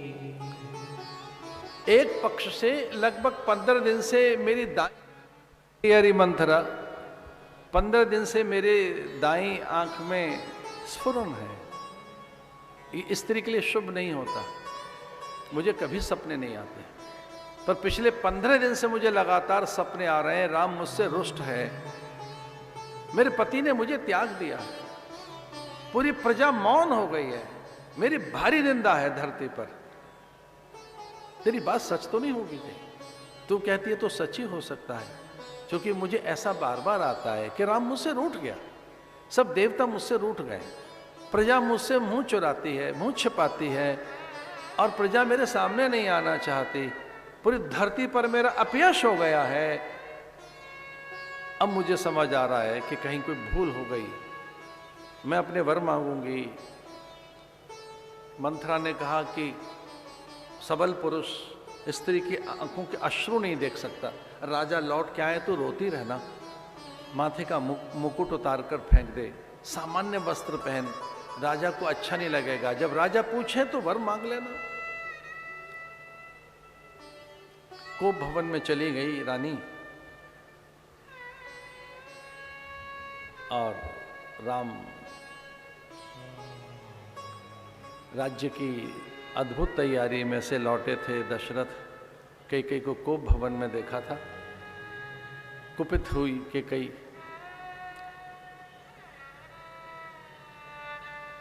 दशरथ बड़े व्याकुल हैं, बड़े सुंदर से अद्भुत प्रसंग हैं ये, बड़े मंगल प्रसंग, चूंकि हमने तो प्रसंग के अनुसार ही कथा कहनी है, अनुष्ठान की कथा है ये। इस अनुष्ठान की कथा में ये एक व्रत लिया था हमने कि प्रसंगों के अनुसार चलेंगे, तो मुझे लगता है कि जनक और कैकेयी के संवाद में हम जाएंगे तो समय अधिक होगा। कुंभ की कथा व्रत की कथा है, ये ऋषियों की कथा है, मर्यादा की कथा है, बाकी के प्रसंग हम कल लेंगे। राम का वनवास हम कल करेंगे, आज इतना ही काफ़ी है।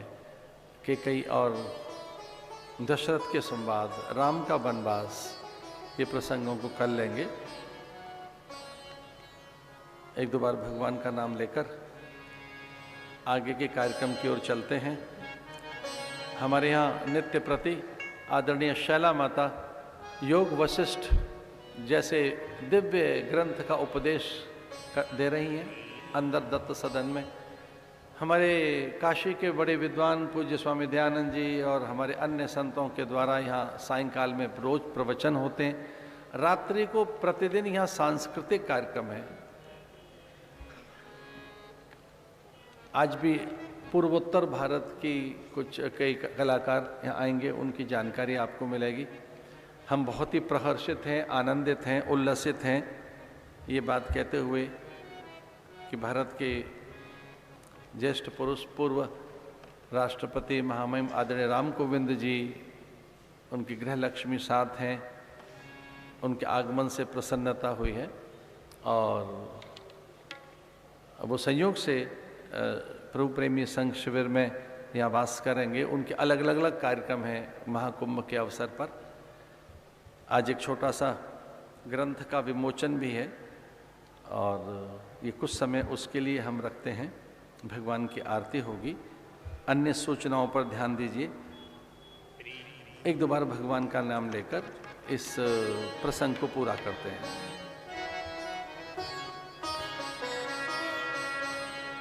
प्रेम मुदित मन से कहो राम राम राम, राम राम राम राम राम राम राम। प्रेम मुदित मन से कहो राम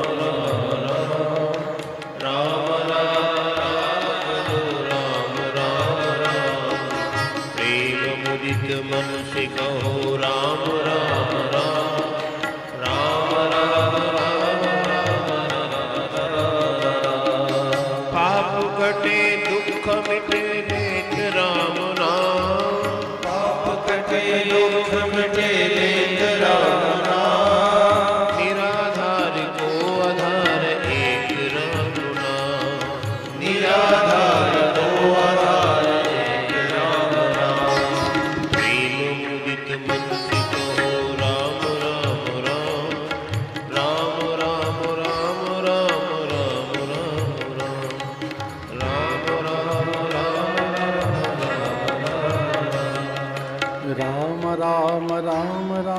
राम राम राम राम राम राम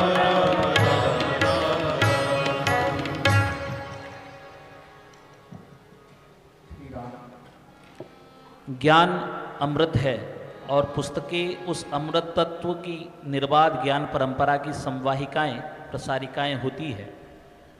आज कथा में आरती के पूर्व यहाँ पर पूज्य गुरुदेव द्वारा लिखित पुस्तकों का विमोचन होना है। मैं भारत के पूर्व राष्ट्रपति महामहिम श्री रामनाथ कोविंद जी से प्रार्थना करता हूँ कि पुस्तक की विमोचन के लिए कृपया मंच पर पधारें। साथ ही मैं आदरणीय श्रीमती सविता कोविंद जी, सुश्री स्वाति कोविंद जी से भी आग्रह करता हूं कि कृपया आप भी मंच पर पधारें। प्रभु प्रेमी संघ की अध्यक्षा पूज्य महामंडलेश्वर दीदी नैसर्गिका गिरी महाराज से मैं निवेदन करता हूं कि कृपया आप भी मंच पर पधारें। श्रीमद् परमहंस परिव्राजकाचार्य श्रोतीय ब्रह्मनिष्ठ अनंत श्री विभूषित जूना पीठाधीश्वर आचार्य महामंडलेश्वर पूज्यपाद गुरुदेव एक उत्कृष्ट लेखक हैं। आपका ज्ञान भक्ति संपन्न जीवन उस दिव्य पथ का अनुसरण करने के लिए प्रेरित करता है जिसमें वेद विहित शास्त्र सम्मत और गुरु द्वारा उपदेशित साधन से आत्मा प्राप्त कर जीवन को पूर्णता को उपलब्ध होता है। हम सभी इस दिव्य पल के साक्षी बनने जा रहे हैं जिसमें पूज्य गुरुदेव द्वारा लिखित पुस्तकों का विमोचन होना है। अविद्या जनित विकृतियों से मुक्त कर अंतस को प्रकाशित करने में सहायक सद्ग्रंथ सच्चे पथ प्रदर्शक होते हैं। साहित्य समाज के प्रत्येक वर्ग को जीवंत चैतन्य एवं प्रेरक रखने की श्रेष्ठतम विद्या है। संस्कृति, संस्कार, आध्यात्मिक विचार व वेद उपनिषदों का दिव्य ज्ञान पुस्तकों में ही उपविष्ट और संकलित होता है। पुस्तकें आत्मोन्नति एवं समाधान कारक होती है। मैं पूज्य गुरुदेव एवं महामहिम पूर्व राष्ट्रपति श्री रामनाथ कोविंद जी से विनम्र आग्रह करता हूं कि प्रभात प्रकाशन द्वारा प्रकाशित युगानुकूल कृति अनफोल्डिंग डिविनिटी विद इन एवं इटर्नल इकोज शीर्षक जो पूज्य गुरुदेव द्वारा लिखित है उसको विमोचित करें।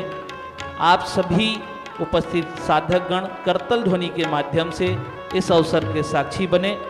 जोरदार करतल ध्वनि के साथ में इस पुस्तक को विमोचित किया जा रहा है।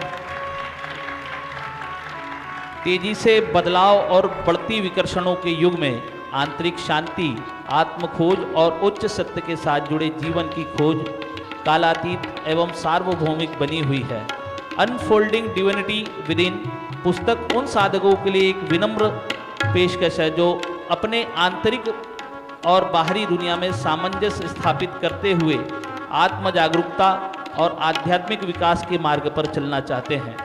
उसी प्रकार इटर्नल इकोज पुस्तक आध्यात्मिक पथ पर चलने वालों के लिए आत्मबोध और देवी कृपा के गहन क्षेत्रों का पता लगाने में एक हार्दिक निमंत्रण है। हम धन्यवाद ज्ञापित करते हैं।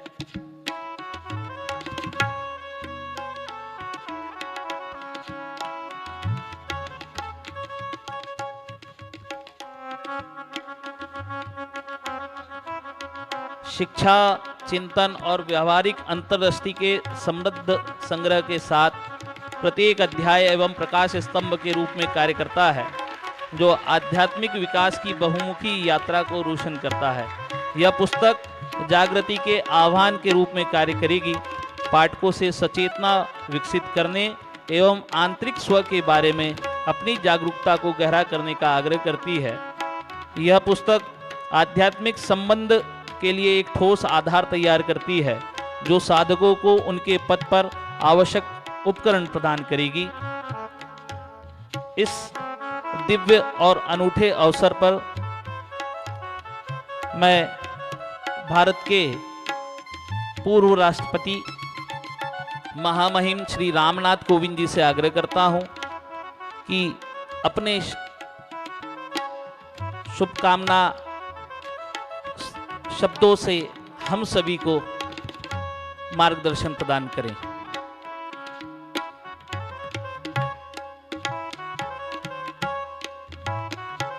महामहिम पूर्व राष्ट्रपति जी।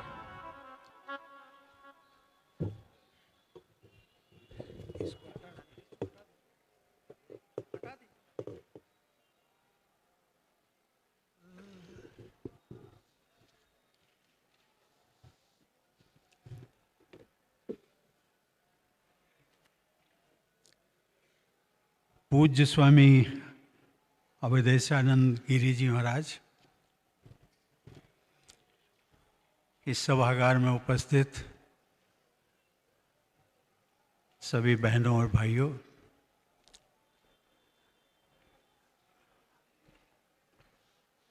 हम सब लोग प्रयागराज में महाकुंभ, एक ऐसा पवित्र उत्सव जिसके बारे में कहा गया कि 144 साल बाद ऐसा संयोग बनता है, उसमें भाग लेने के लिए आए हैं। कुछ देने के लिए आए हैं, कुछ लेने के लिए, और सबसे बड़ी बात यह है कुछ सीखने के लिए आए हैं।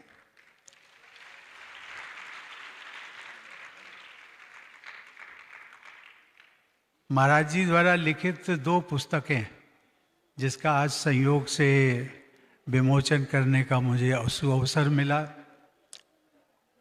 एक पुस्तक का नाम है अनफोल्डिंग डिविनिटी विद इन, अर्थात जो हमारे अंदर जो डिविनिटी है, दिव्यता है, उसको हम कैसे अनफोल्ड करें। एक पुस्तक की तरह से जब पुस्तक खुलती है और अंत तक जाते हैं तो उसमें बहुत सारी चीज़ें हमें सीखने को मिलती। और एक दूसरी पुस्तक जिसका नाम दिया है इटर्नल इकोस। मुझे प्रातः ये दोनों पुस्तकें बताई गई कि इनका विमोचन होना है। पुस्तकें मुझे मिली भी, कुछ मैं थोड़ी देर के लिए भ्रमित हो गया इस दृष्टि से कि मुझे ये समझ में नहीं आया कि ये दोनों पुस्तकें 2025 में प्रकाशित हुई। तो अब इसमें पहली पुस्तक कौन सी थी? 2 पुस्तकों का विमोचन हो रहा है, लेकिन इसमें पहली पुस्तक कौन? लेकिन मुझे बाद में धीरे धीरे 2 मुझे क्लू मिले। महाराज जी, मैं अपनी छोटी सी बुद्धि के आधार पर 2 मुझे क्लू मिले। एक तो ये क्लू मिला कि एक नंबर होता है हर पुस्तक का जिसको कहते हैं इंटरनेशनल स्टैंडर्ड बुक नंबर। वो जब नंबर मैंने देखा तो मुझे लगा कि क्रम से जो है वो अनफोल्डिंग डिविनिटी विद इन ये पहले होनी चाहिए और इटर्नल इकोस बाद में होनी चाहिए। और दूसरा जो मुझे क्लू मिला वो बहुत आश्चर्यजनक है आप सबके लिए।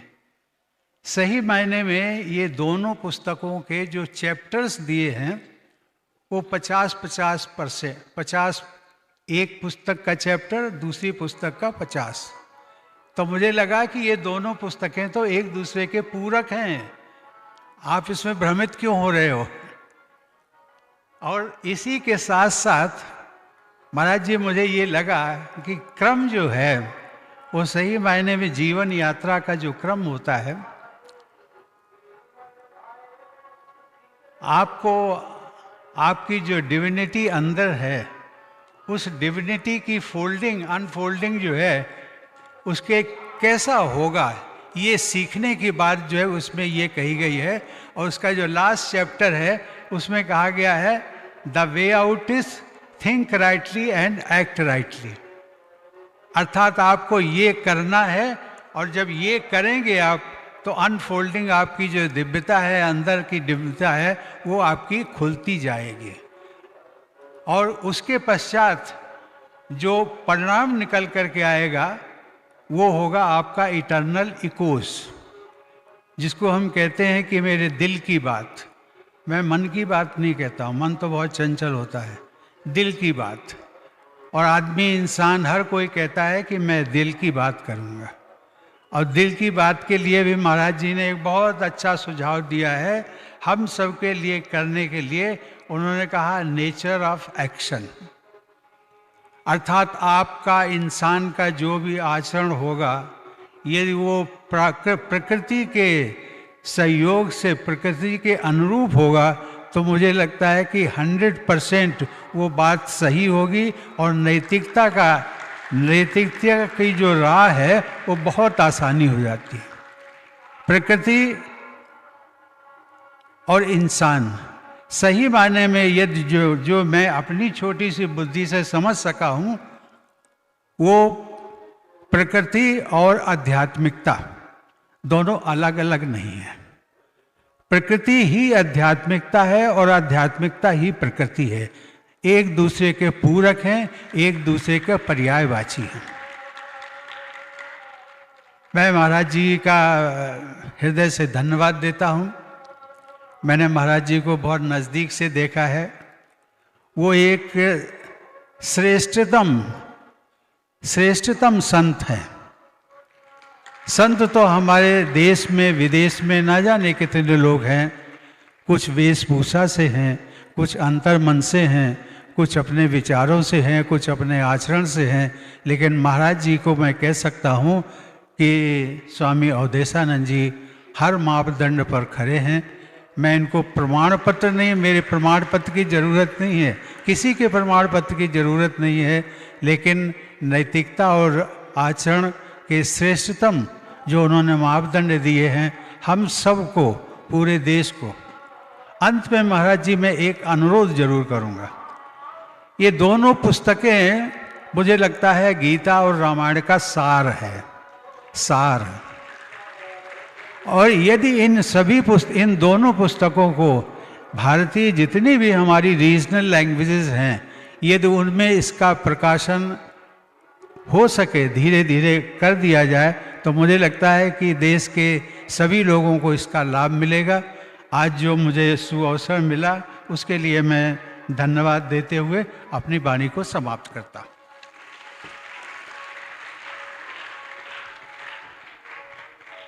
हम हृदय से कृतज्ञता ज्ञापित करते हैं भारत के पूर्व राष्ट्रपति आदरणीय महामहिम श्री रामनाथ कोविंद जी को कि आज इस दिव्य पल में आपने पुस्तकों का विमोचन किया। आज की आरती के लिए भक्त के आर्त स्वर ही परमात्मा की करुणा को जागृत करते हैं। आज की आरती के लिए मैं कथा के मुख्य यजमान श्री पुरुषोत्तम अग्रवाल जी एवं उनकी सहधर्मिणी श्रीमती सुशीला अग्रवाल जी से आग्रह करता हूं कि कृपया आप मंच पर पधारें।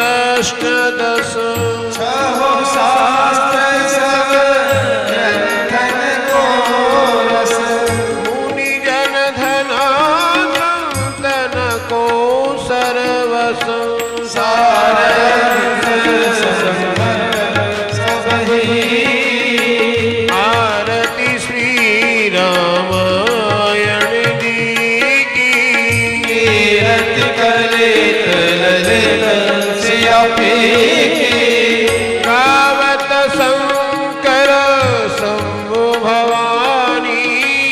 अरु घट संभव मुनि विज्ञानी व्यास आदि कवि वर्ष बखानी काग भूषुंड गरुड़ एहि की आरती श्री रामायण जी की कीरति करे ललित सिया पी कली मलि हरण विषय रस फीकी सुभग सिंगार मोति जुमती की दल निरोग भव रोरियमी की पाद मात सब विधि तुलसी की आरती श्री रामायण जी की कीरति करे ललित सिया पी नाना सुगंधि पुष्पाणि यथा कालोद्भवानि च पुष्पाञ्जलिरमया दत्त गृहणा परमेश्वर पुष्पाञ्जलिं समर्पयामि। सद्गुरुदेव महाराज की जय। नमः पार्वती पते हर हर महादेव हर।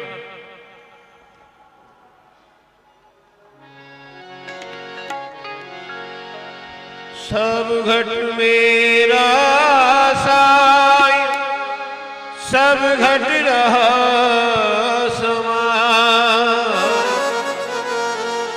बलिहारिया घट में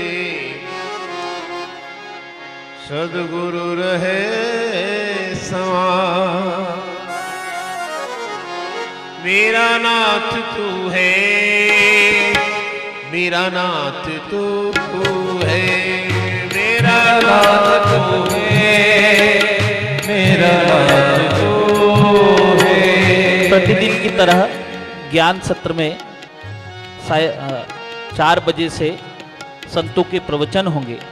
शाम सायंकालीन सांस्कृतिक संध्या में कला साधक पुरुलिया से आए कला साधक छऊ नृत्य शैली में महिषासुर मर्दिनी की प्रस्तुति करेंगे। रात्रि 8 बजे से एकाध